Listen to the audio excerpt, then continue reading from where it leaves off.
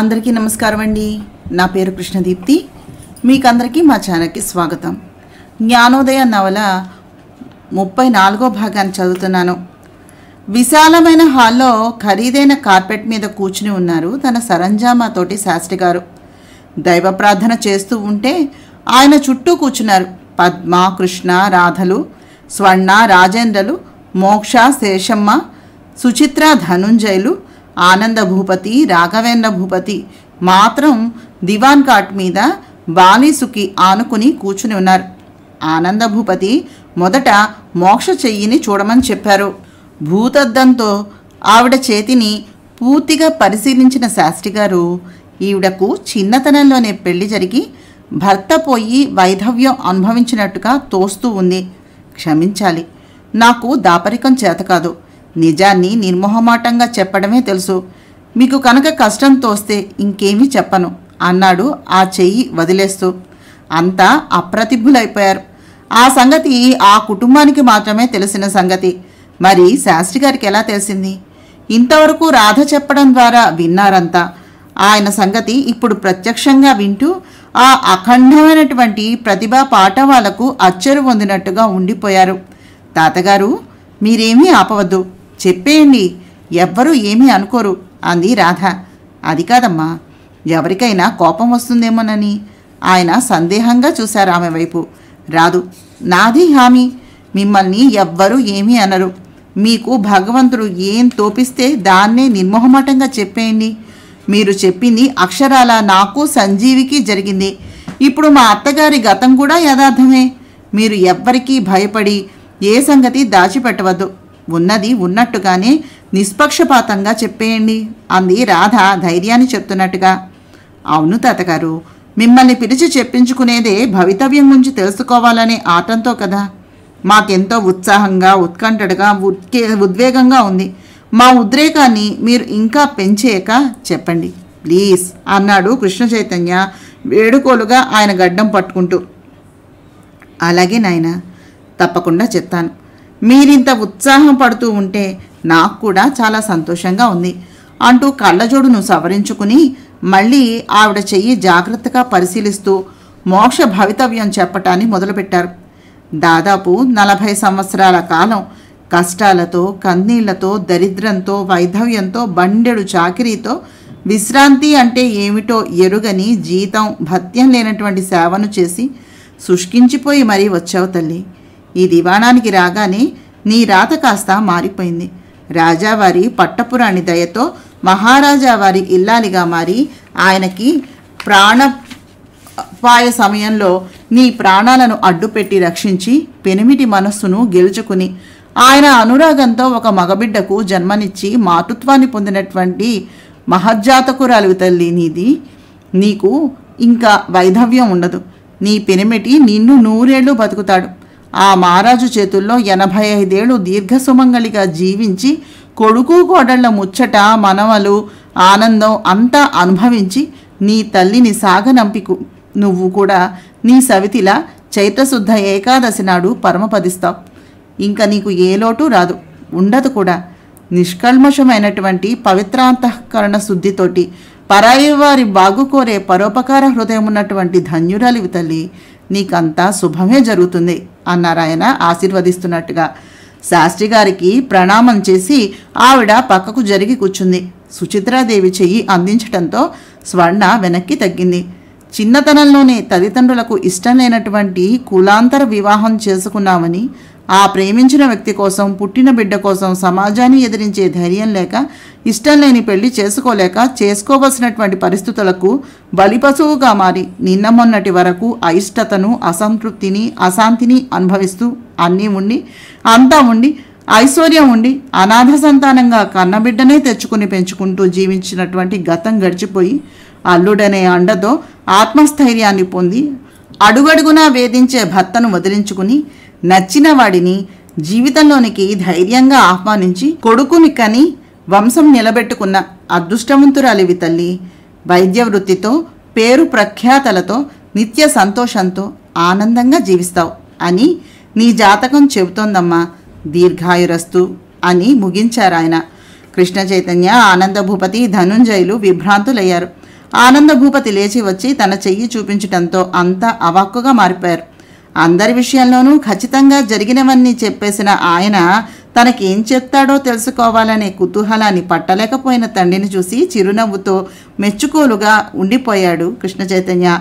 రాజావారు చిన్నతనంలో తల్లిదండ్రులు చేసిన పెళ్లితో భార్యగా అడుగుపెట్టిన అదృష్టలక్ష్మితో 10 సంవత్సరాల వైవాహిక ఆనందాన్ని, 3 బిడ్డలను పొంది ముచ్చటైన జీవితాన్ని ముగిసిపోయి ఓ టక్కులాడి వలలో పడి దేవత లాంటి మొదటి భార్యను, ఆవిడ అనురాగాన్ని కూడా జార విడుచుకున్నటువంటి దురదృష్టవంతులయ్యారు కదూ అన్నాడు శాస్త్రి కళ్ళెత్తి అవునా కాదా అన్నట్టుగా చూస్తూ.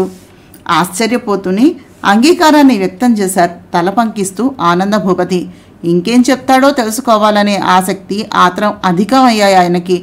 సంపాదించటం, దాన్ని అభివృద్ధి చేయటం, తాత ముత్తాతల తరగని ఐశ్వర్యాన్ని దాచటం మాత్రమే తెలిసిన మీకు బహుముఖ ప్రజ్ఞాశాలి కొడుకుగా పుట్టాడు. అతనికి సంపాదించడమే కాదు, ఖర్చు పెట్టడం, దానం చేయడం కూడా తెలుసు.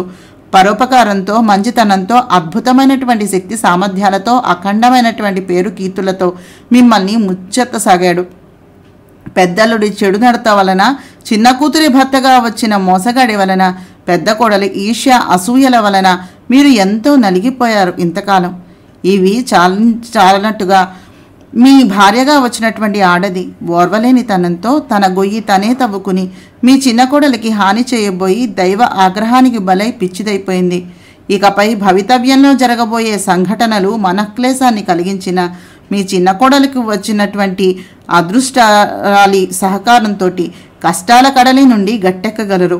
105 సంవత్సరాల అఖండ ఆయుర్దాయంతో, మనవలతో, పేరు కీర్తులతో, కొడుకు కోడళ్లతో, సకల సంపదలతో తులతూగుతూ 95 నిండాక మీ 3వ భార్య వియోగాన్ని కూడా 10 ఏళ్లు అనుభవించి పూర్తిగా విరక్తి చెంది మీ పెద్ద భార్య ఆరాధ్యదైవమైనటువంటి శ్రీకృష్ణ పరమాత్మని ఆరాధించి పరమపదిస్తారు.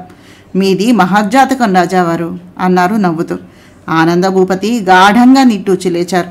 పద్మ చెయ్యి ఇచ్చి ముందుకు జరగటంతో స్వర్ణ వెనక్కి తగ్గింది. నీ చెయ్యి చాలా బాగుంది తల్లి. భోగభాగ్యాలలో, సిరి సంపదలలో, ఐశ్వర్య ఆనందాలలో అన్నీ నీ స్వంతం.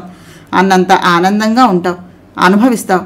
కష్టం అంటే ఏమిటో, కన్నీరంటే ఏమిటో, ఆపదలంటే ఏమిటో తెలియని మహర్జాతకం. నా అంతవాళ్ళు లేరు అనే అతిశయము, ఆగ్రహము ఒకప్పుడు ఉన్నా నీ సవితి వ్యక్తిత్వాన్ని చూశాక మంచి మమత అర్థమయ్యాయి. భర్త మారి మానవోత్తముడు కావడమే కాదు, తన అనుభవాలతో, ఆలోచనలతో, ఆశయాలతో మానసికంగా తను అనుభూతి చెందుతూ మిమ్మల్ని అందరినీ మార్చివేశాడు. తనతో పాటు తన వాళ్ళందరినీ అభ్యుదయ పదం వైపు నడిపించేటటువంటి ధీశాలి కావటమే కాక మీ అందరిలోనూ మానసిక పరివర్తన అనేది వచ్చేలాగా తెచ్చి కంకు హృదయాలను కరుణతో నిండేలాగా మనోవికాసాన్ని పెంపొందించి జ్ఞానభిక్షను పెట్టాడు. నీకు సంస్కారము, స్వార్థం, సంకుచిత్వం అన్నీ ఒకే ఒక్క సంఘటనతోటి నీ నుంచి సెలవు తీసుకుని నీ సవితిలోని స్త్రీజాతి శిరోభూషణాన్ని చూసి సిగ్గుపడి శిరస ఆమెకు దాసోహమని ఆమె వల్ల పతిభిక్షను పొందావు.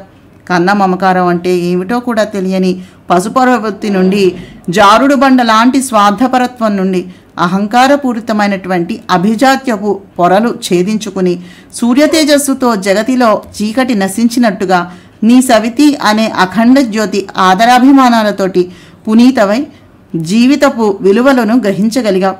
ఇంకొక పెద్ద ప్రమాదం రాబోతోందని అనిపిస్తూ ఉంది. అదేమిటో నీ భర్త చెయ్యి చూశాక తెలుస్తుందేమో, ప్రయత్నిస్తాను. నీ చెయ్యి మళ్ళీ చూస్తాను, ఇక్కడే కూర్చో అని కృష్ణ చైతన్యను దగ్గరకు రమ్మనమని అతని చెయ్యి పరిశీలించడం ప్రారంభించారు శాస్త్రి. పద్మకే కాక వింటున్న అందరికీ కూడా ఏదో తెలియనటువంటి భయం కలిగి ముచ్చెమటలు పోసాయి. శాస్త్రి గారినే అంతా ఆందోళనగా చూడసాగారు. కృష్ణ, సాధక నామధేయుడు వినాయన, ఆ శ్రీకృష్ణ పరమాత్మల రాసలీలా వైభవంతో జీవితాన్ని మొదలుపెట్టి ఆయన భగవద్గీతతోటి జ్ఞానభిక్ష పెట్టినట్టుగా నువ్వు నీ ఐశ్వర్యంతో, దాన ధర్మాలతో, మంచితనంతో, మానవత్వంతో కీర్తి కిరీటాన్ని మీ నాన్నగారికి తల ఎత్తటమే కాకుండా నీ తాత ముత్తాతలనందరినీ ఊర్ధ్వలోకాలకు పంపించగలిగినటువంటి మహజ్జాతకమయ్యానిది. ఇహపరాలు రెండింటినీ సాధించటం ఎవ్వరికీ సాధ్యం కాదు, నీకు తప్ప. ఆహాహా, ఇలాంటి చెయ్యి నేను పుట్టి బుద్ధి తెలిసాక మొదటిసారిగా చూస్తున్నానయ్యా. నీ ఔదార్యం, ధైర్యం, వీరత్వం, సహృదయం, సంస్కారం, నీ సమర్థత, నీ చాతుర్యం, నీ విశిష్టత అంతా ప్రజాహితం కోరేదే అంటే అది సామాన్యమైనటువంటి విషయం కాదు. నీది అనుకునేటటువంటి సుఖ సంతోషాలను మరచి నీ చుట్టూ ఉన్న అన్నార్తుల శ్రేయస్సును కాంక్షించే నీ వ్యక్తిత్వం మహోన్నతమైనటువంటి శిఖరాలను తాకుతోంది నాయన. నీ భార్య చేతిలో కనిపించే సమస్యకి పరిష్కారం మాత్రం కనిపించటం లేదు. నీ చెయ్యి కూడా మళ్ళీ చూస్తాను. ఇదేదో గొప్ప పజిల్లాగే తోస్తోంది అంటూ కృష్ణ చెయ్యి వదిలి కళ్ళు మూసుకుని ఒక్క క్షణం నిశ్శబ్దంగా ఉండిపోయాడు. పద్మతో పాటుగా అందరికీ కూడా ఉత్కంఠట పెరిగిపోతూ ఉంది. సాలోచనగా ఒకసారి చుట్టూ చూసినటువంటి శాస్త్రి గారు స్వర్ణను, రాజేంద్ర ప్రసాద్ని చూసి ఆ ఇద్దరినీ దగ్గరకు రమ్మన్నట్టుగా చెయ్యి ఊపారు. గబాల్లా ఆయన దగ్గరకు జరిగి చెయ్యి చూపించాడు రాజేంద్ర ప్రసాద్. భర్త పక్కనే వచ్చి కూర్చుంది స్వర్ణ ఆసక్తిగా. కసాయివాడి చేతుల్లో 3 ఏళ్లు కారాగార వాసాన్ని చేసినట్టుగా ఉన్నావు అన్నారాయన. అవును అన్నట్టుగా తల పంకించాడు రాజేంద్ర ప్రసాద్. భార్యాబిడ్డలతో, తాతగారితో, అఖండ భోగభాగ్యాలతో, పేరు కీర్తులతో, సుఖ సంతోషాలన్నీ నీ స్వంతం అన్నట్టుగా హాయిగానే జీవిస్తావు. కానీ అంటూ ఆగి కళ్ళు మూసుకున్నారాయన. 2 నిమిషాలాగి కానీ అని ఎందుకు ఆపాడో తెలియక అందరికీ ఆత్రం పెరిగిపోతుంది. ఏదో దేవి విగ్రహం మీ ఇంట ఉన్నట్టుగా గోచరిస్తోంది అడిగారాయన. ఉంది, చెప్పండి తాతగారు. దాన్ని భూస్థాపితం చేసేశాం అన్నాడు రాజేంద్ర. దాన్ని తవ్వి ఎత్తుకోవాలని 4-5 ముఠాలు ప్లాన్ వేస్తున్నాయి. ఆ దేవీ విగ్రహం వల్లనే మీరు, మీ ఆత్మీయులు కూడా ఆపదల పాలవుతారు. ఆ విగ్రహం ఉన్న చోట రక్తపాతాలు తప్పవు నాయన. ఒక్క క్షణం ఉండు అని స్వర్ణ చేయిని అందుకుని పరిశీలించసాగారాయన. దేవీ విగ్రహం వల్ల రక్తపాతమా? ఆనంద భూపతి, రాఘవేంద్ర భూపతికి కూడా అది విని గతుక్కుమన్నారు. కృష్ణ చైతన్య కనుబొమ్మలు ముడుచుకున్నాయి. రాధిక హృదయం శంకాకులమైంది. పద్మ విస్మయంగా కళ్ళు పెద్దవి చేసి చూస్తూ ఉండిపోయింది. దేవీ విగ్రహం గురించి ఆయనకు ఎలా తెలిసింది? నీ చిన్న వదిన మీద కన్నేసిన దుర్మార్గుడు నిన్ను మోసగించి పెళ్ళాడి నీ కన్ను సొగసులు, కలలు నలిపి నాశనం చేసి పచ్చి నెత్తురు మరిగినటువంటి పిశాచిలా నిన్ను పీల్చి పిప్పి చేసి చివరికి బ్రోతల్ హౌస్కు అమ్మేయాలనుకుంటూ ఉండగా నీ చిన్న వదిన నిన్ను కాపాడి ఈ మనసున్నటువంటి మహారాజుకిచ్చి పెళ్లి చేసింది కదమ్మా అడిగారాయన కళ్ళెత్తి స్వర్ణను చూస్తూ. నిజమే స్వామి, ఈ నా జీవితం మా చిన్న వదిన పెట్టినటువంటి భిక్ష మాత్రమే అంది ఆమె. అక్కడితో ఆగిపోలేదు తల్లి. దేవీ విగ్రహం వల్ల మీకు ఎదురు కాబోయేటటువంటి కష్టాలను, ఆపదలను, సమస్యలను కూడా తొలగించి మీకు కొండంత అండగా కూడా మారబోతూ ఉంది అనిపిస్తోంది.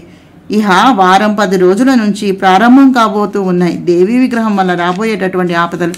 అయినా దిగులు పడాల్సినటువంటి అవసరం ఏమీ లేదు తల్లి. ఆ దేవియే మీకు రక్షణ కూడా కల్పిస్తుంది. రాబోయే తరాల వారికి దైవశక్తి, దైవభక్తి, దైవ మహిమ చూపించడం కోసం ఇన్నాళ్ళు మీ తాతగారి ఆధ్వర్యంలో అజ్ఞాతంగా ఉండిపోయినటువంటి ఆ దేవి ఇప్పుడు తన మహత్తును ప్రపంచానికి చూపించబోతూ ఉంది.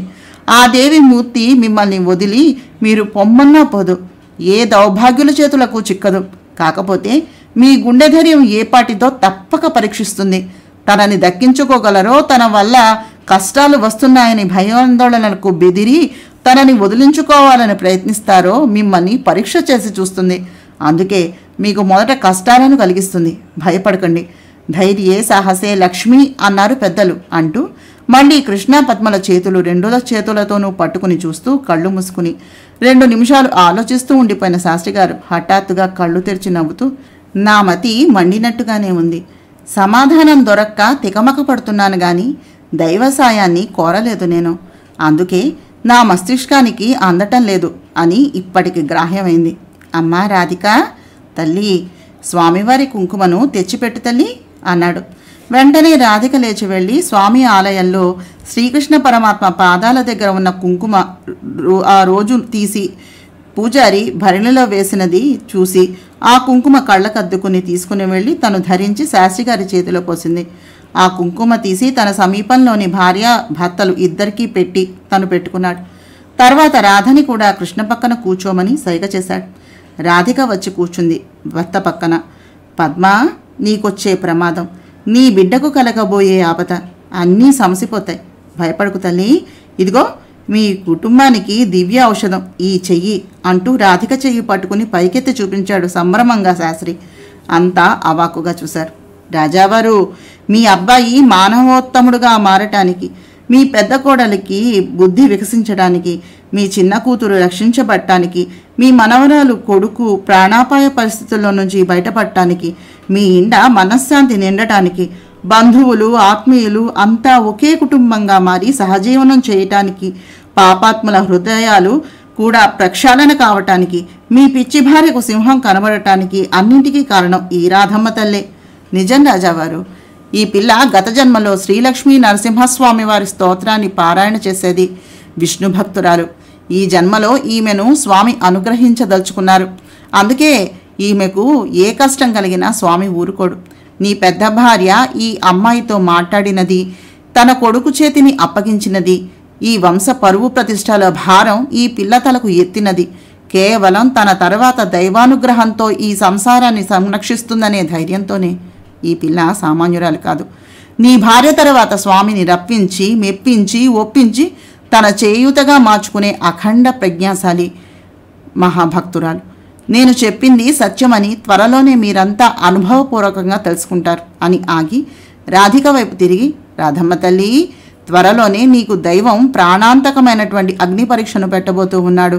వజ్రం మెరవాలంటే సానపట్టినట్టుగా నీకు తన పట్ల కలిగినటువంటి అచంచలమైన శ్రద్ధాభక్తులకు, అపారమైన విశ్వాసానికి, అమోఘమైనటువంటి ఆత్మబలానికి, అఖండమైన దీక్షాశక్తికి, అద్భుతమైన దైవం ఉన్నాడనే నమ్మకానికి ఎంతవరకు కట్టుబడతావో చూడాలని కుతూహలపడుతున్నట్టుగా తోస్తోంది అంటూ 2 నిమిషాలు ఆగి, రాధా, త్వరలో మానవ రూపంలో ఒక మహాత్ముడు రాబోతూ ఉన్నాడు అని ఆమె చెయ్యి వదిలేసి పాదాలు తాకి నమస్కరించాడు. అయ్యయ్యో, ఏమిటిది తాతగారు? గబాల్న కాళ్లను వెనక్కి లాక్కుంది రాధ. తాతగారు, ఒకే ఒక్క అనుమానం, నివృత్తి చేస్తారా ప్లీజ్ అన్నాడు కృష్ణ. చెప్పు నాయనా, ఏమిటది? అతని వైపు తిరిగారాయన. రాధ అమ్మలా దైవభక్తిలో పడి నన్ను మర్చిపోదు కదా భయంగా చూశాడు. అలాంటి శంఖనేమి నువ్వు పెట్టుకోకు నాయనా, మీరిద్దరూ ప్రణయైక్యమూర్తులు. నువ్వు లేని నాడు రాధ ఉండదు, ఆమె లేక నువ్వు ఉండలేవు. మీరిద్దరూ ఒకరి కోసం ఒకరు తప్పించి ఈ జన్మలో కలుసుకున్నది విడిపోవటానికి కాదు, ఇంకెన్నో మంచి కార్యక్రమాలు చేసి ఆతుల గుండెల్లో చిరంజీవులుగా మిగిలిపోవటానికే అంటూ కృష్ణ చైతన్య భుజం అనునయంగా నొక్కి సాంత్వనపరుస్తూ, అన్నట్టు రాజావారు, మీకు అస్సలు రహస్యం చెప్పటం మర్చిపోయాను అన్నారు శాస్త్రి ఏదో హఠాత్తుగా స్ఫురించినట్టు నవ్వుతూ. అసలు రహస్యమా? ఏమిటండి అది? చెప్పండి శాస్త్రి గారు కుతూహలంగా అడిగారు ఆనందభూపతి. అదేమై ఉంటుందా అన్నట్టుగా అంతా ఆయన వైపు ఉత్కంఠగా చూస్తూ ఉన్నారు.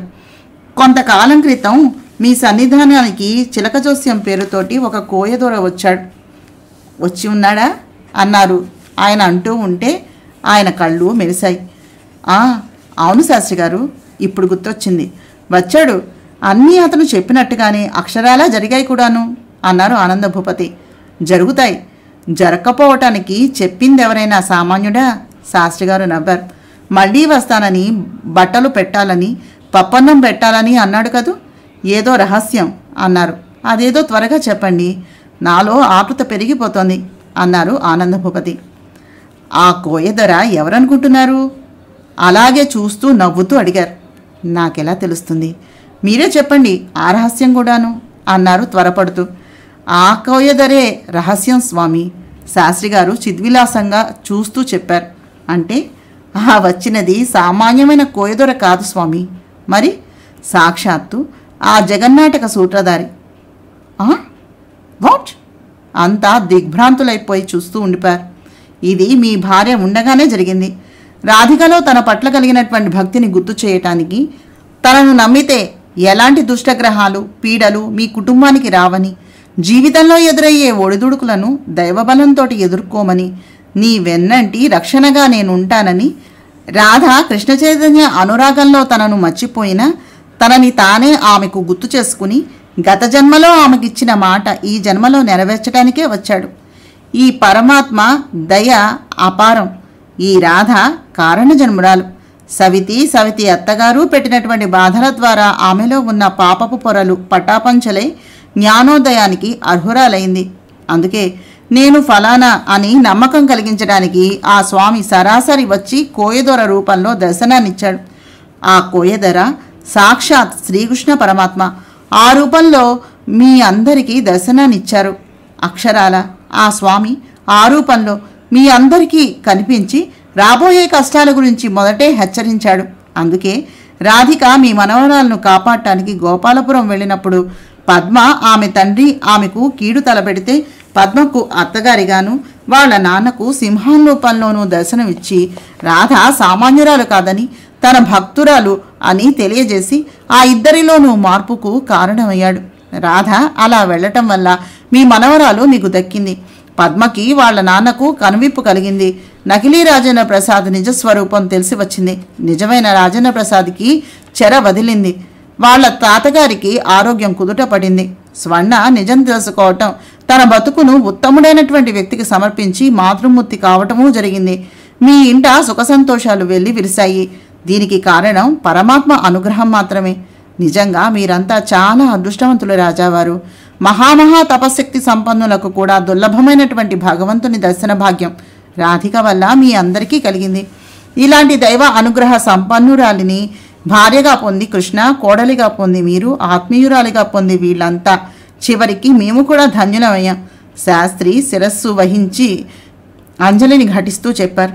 అంతా తన వైపు అద్భుతంగా చూస్తూ ఉంటే రాధ సుచిత్ర ధనుంజయుల పాదాలకు మొక్కి, నాకు జన్మనిచ్చి పెంచి ఇంతదాన్ని చేసిన ఈ అదృష్టాన్ని ప్రసాదించింది మొదట వీరు అని వెనుదిరిగి వచ్చి కృష్ణ చైతన్య పాదాలను మొక్కి, నాకు జీవితం అనే భిక్షను పెట్టి మహాతపస్విని అయినటువంటి జ్ఞానాంబికాదేవి పరిచయాన్ని కలిగించిన దైవం మీరు అని పద్మను సమీపించి పాదాలకు మొక్కి, నీ భర్తను నాకు భాగం పంచి ఇచ్చి ఇంతటి మహద్భాగ్యాన్ని నాకు కలగటానికి కారకురాలివి నువ్వొక్క అంటూ వెళ్ళి ఆనందభూపతి పాదాలను తాకి, నాకు ఈ ఇంట్లోనూ మీ హృదయంలోనూ కూడా మొదటి స్థానాన్ని ఇచ్చి చిన్న కోడలిగా పట్టం కట్టి కల్పించినటువంటి ఈ వైభవానికి నాకు మీరు ప్రసాదిస్తేనే వచ్చింది మావయ్య.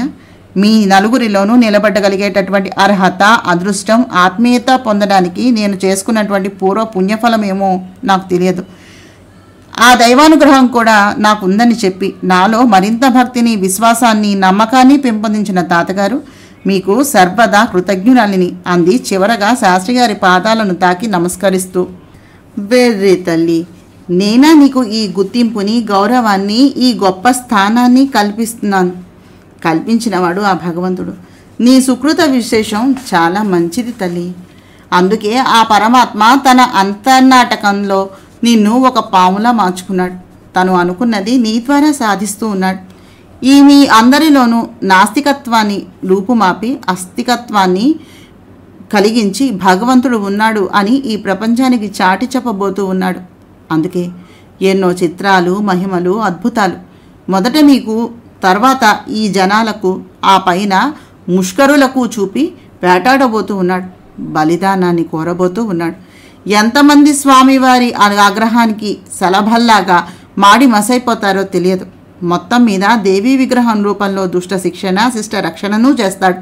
త్రేతాయుగంలో రాముడిగా వచ్చాడు, ద్వాపరంలో కృష్ణుడిగా వచ్చాడు. ఈ కలియుగంలో మానవ రూపంలో వచ్చి మహాకాలుడిగా మారబోతూ ఉన్నాడు. ఆ స్వామి నా నోట పలికించిందంతా యథార్థం. కానీ నేను ఇక్కడ మీకు చెప్పిన సంగతులు నా మస్తిష్కంతో నేను ఆలోచించి నా పరిజ్ఞానంతో మీకు చెప్పినవి మాత్రం కాదు. ఏదో అద్భుతమైనటువంటి శక్తి ఆ స్వామివారి ఆలయంలో నుంచి వచ్చి నన్ను ఆవేశించింది. ఇది మాత్రం నిజం. ఇది నిజం మాటికి. ఇది స్వామిలీల మాత్రమే. ఆ మాటలు పూర్తి చేస్తూనే శాస్త్రి గారు కళ్ళు మూసుకుని కూర్చున్న చోటే నేల మీదకు ఒరిగిపోయారు. అంతా కంగారుగా లేచి చుట్టూ చేరి ఆయనకి శైత్యోపచారాలను చేశారు. సుచిత్రాదేవి చూసి, కేవలం ఇది మూర్ఛ మాత్రమే, కంగారు పడకండి, తెలివి వస్తుంది అని ధైర్యాన్ని చెప్పింది.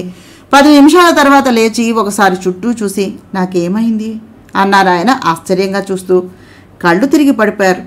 అంతే, ఇప్పుడు ఎలా ఉంది అన్నాడు కృష్ణ. పర్వాలేదు నాయన, బానే ఉంది. క్షమించాలి రాజావారు, నన్ను జాతకాలు చెప్పమని పాపం ఎంతో ఆశతోటి పిలిపించారు మీరంతా. మీకు ఆశాభంగాన్ని కలిగిస్తున్నాను. నా బుద్ధికి ఏమీ తోచటం లేదు. ఇంకా ఈవేళ నేనేమీ చెప్పలేను. ఇంకో రోజు ఎప్పుడైనా చెప్తానులేండి. ప్రస్తుతానికి నాకు సెలవు ఇప్పించండి అన్నారు బిడియపడుతూ. లేచి నుంచుని అంతా ఆశ్చర్యంతో నోళ్లు ఆవరించి ఆయన చూస్తుండిపోయారు. ఇంతలో ఆనందభూపతి చిరునవ్వుతో, పర్వాలేదు శాస్త్రి గారు, వెళ్ళిరండి అన్నారు.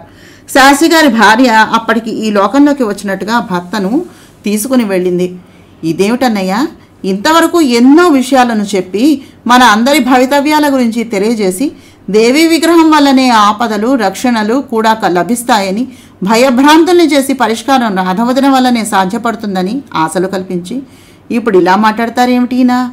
పైగా ఈవేళ ఇంకేమీ చెప్పలేను, ఇంకెప్పుడైనా చెప్తాను అంటారేమిటి అంది స్వర్ణ అయోమయంగా చూస్తూ అన్నగారిని ప్రశ్నిస్తూ. ఇంకా అర్థం కాలేదా స్వర్ణ? ఇంతవరకు అన్ని విషయాలు మాట్లాడినది, మన చేతులు చూసినది, మన భవితవ్యం గురించి మనకు తెలియజేసింది శాస్త్రిగారు కాదు. ఆయన రూపంలో ఆయన్ని ఆవహించి పలికించిన వాడు పరమాత్మ. సాక్షాత్తు అత్తయ్య ప్రతిష్ఠించినటువంటి పరమాత్మే ఆ విధంగా చెప్పి ఉంటాడని నా అనుమానం అన్నాడు రాజేంద్ర. ఏం బావా, ఆమె కరెక్ట్ అన్నాడు కృష్ణ చైతన్య వైపు చూస్తూ. యు ఆర్ రియల్లీ కరెక్ట్ బావా.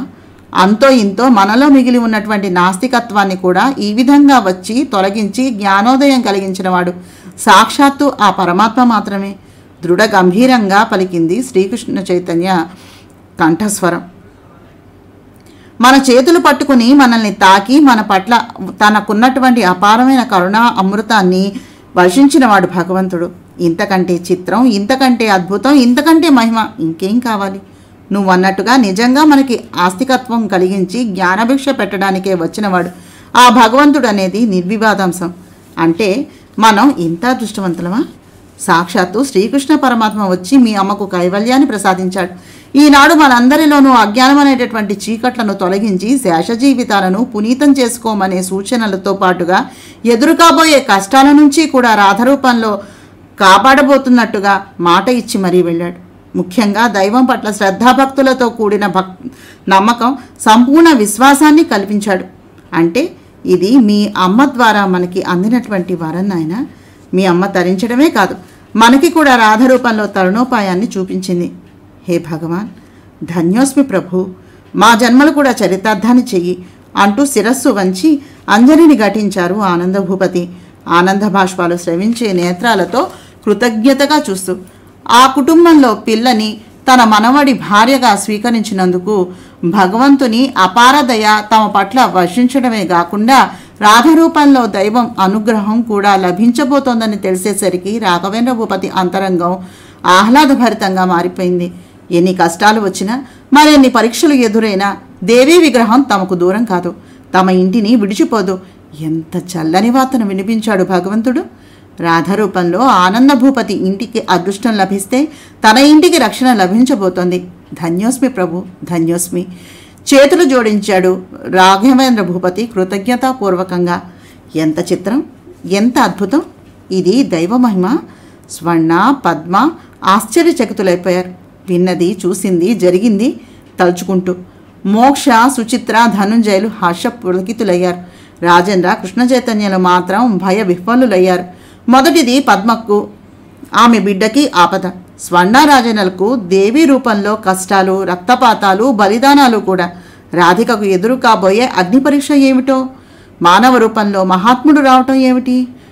ఏమీ అర్థం కాని సందిగ్ధతతోటి కూడినటువంటి చింతాకలిత మానసుల్ని చేసేసింది ఈ పరిస్థితి. రాధిక కూడా విన్నది జీర్ణించుకోలేకపోయింది. చెప్పినవాడు శాస్త్రిగారు కాదు కదా, సాక్షాత్తు పరమాత్మ చెప్పాడా? గత జన్మలో తన లక్ష్మీనరసింహస్వామిని అంతగా ఆరాధించిందా? దాని ఫలితంగానే తనకు చెడు తలపెట్టిన వాళ్లకు సింహం రూపంలో కనిపించి భగవంతుడు భయపెట్టాడా? చెప్పినవాడు భగవంతుడంటే అన్నీ యథార్థంగా జరుగుతాయి అనే కదా అర్థం. తనకి ఆ భగవంతుడు పెట్టబోయే అగ్ని పరీక్షలు ఏమిటో, మానవ రూపంలో రాబోయే మహాత్ముడు ఎవరో, ఇంతవరకు జరిగినది విశేషం కాదు. ఇక మీదట భవితవ్యం ఏ రూపంలో జరగబోతూ ఉందో. ఏది ఏమైనా ఎదురు కాబోయేటటువంటి సంఘటనలను ఎదుర్కోగల నేర్పు, ఓర్పు, మనోనిబ్బరం నాకు ప్రసాదించు స్వామి. ఎలాంటి పరిస్థితులు ఎదురైనా ధైర్యాన్ని కోల్పోకుండా తట్టుకోగలిగే ఆత్మశక్తిని కలిగించు అని 2 పూటలా శ్రీకృష్ణ పరమాత్మ ఆలయానికి వెళ్ళి ప్రార్థించసాగింది రాధిక. వారం రోజులు ప్రశాంతంగా గడిచిపోయినా అందరూ భయపడుతూనే ఉన్నారు. శాస్త్రిగారి రూపంలో పరమాత్మ చెప్పిన సంగతులు గుర్తుకు వచ్చినప్పుడల్లా అందరికీ భయాందోళనతోటి హృదయం ఉద్విగ్నభరితం అయిపోతూ ఉంది. రాధికలో సహజంగా ఉండే దైవభక్తి, నమ్మకము, విశ్వాసము మరింత అధికంగా మారటంతో ఉదయం, సాయంత్రం కూడా శ్రీకృష్ణ పరమాత్మ దర్శనాన్ని చేసుకుని తన కుటుంబాన్ని సంరక్షించమని ప్రార్థించసాగింది. కృష్ణ చైతన్య వచ్చేలోగా ఆమె దేవతార్చనను ముగించేసింది. అతను మానసికంగా తను దైవానికి దగ్గరగా వెళ్ళి అతన్ని విస్మరిస్తోందని ఎక్కడ అపార్థం చేసుకుంటాడనే అనుమానంతో. కానీ కృష్ణ చైతన్య కూడా 2 పూటల స్వామి ఆలయానికి వెళ్ళి శ్రద్ధాభక్తులతోటి 10 నిమిషాలు దైవధ్యానాన్ని చేస్తున్నాడు. ఆనంద భూపతి 6 to 9 వరకు గుడిలోనే గడుపుతూ భగవద్గీత పారాయణను చేస్తూ, సాయంత్రం విష్ణు సహస్రనామ స్తోత్రాన్ని పారాయణ చేసుకుంటూ, ఉదయము సాయంత్రము కూడా ఇంచుమించు 5-6 గంటల కాలం దైవానికే కేటాయిస్తున్నారు. మోక్ష ఆయనతో పాటుగా గుడికి వచ్చి ఉదయం గంట సాయంత్రం గంట మాత్రమే కాలాన్ని సద్వినియోగం చేసుకుంటోంది. మిగిలిన సమయం భర్త సేవకు, కొడుకుని పెంచటానికి, తెల్లవారుజామున లేచి చదివించటానికి, వృద్ధురాలైన తల్లిని, బంధువులను, అతిథి అభ్యాగతులను ఆదరించడానికే సరిపోతుంది. ఈలోగా మనవల ముచ్చట్లు, రాధా కొడుకు జ్ఞానానందు, పద్మజ కూతురు శైలజ కొట్టుకోకుండా పేచీలు పడకుండా చూడటం సరిపోతుంది. రాధ కొడుకుని అంతా నందు అని, పద్మ కూతుర్ని శైలు అని పిలుస్తారు. విజ్జి పెద్దదైన కారణంగా 10th ఎగ్జామ్స్ దగ్గరకు వచ్చిన దగ్గర నుంచి బిజీగా మారిపోయింది. ఆ రోజు ఆఖరి పరీక్ష రాయటానికి వెళ్ళింది. మరి తర్వాత సంగతి ఏమిటి? నెక్స్ట్ అప్డేట్లో విందురుగాని. జ్ఞానోదయం నవల కల్పనాదేవి కాలం పేరుతో గాయత్రీదేవి గారు రచించారు. తప్పకుండా మా ఛానల్ సబ్స్క్రైబ్ చేసి, షేర్ చేసి, లైక్ చేసి, కామెంట్ చేయండి. నమస్తే.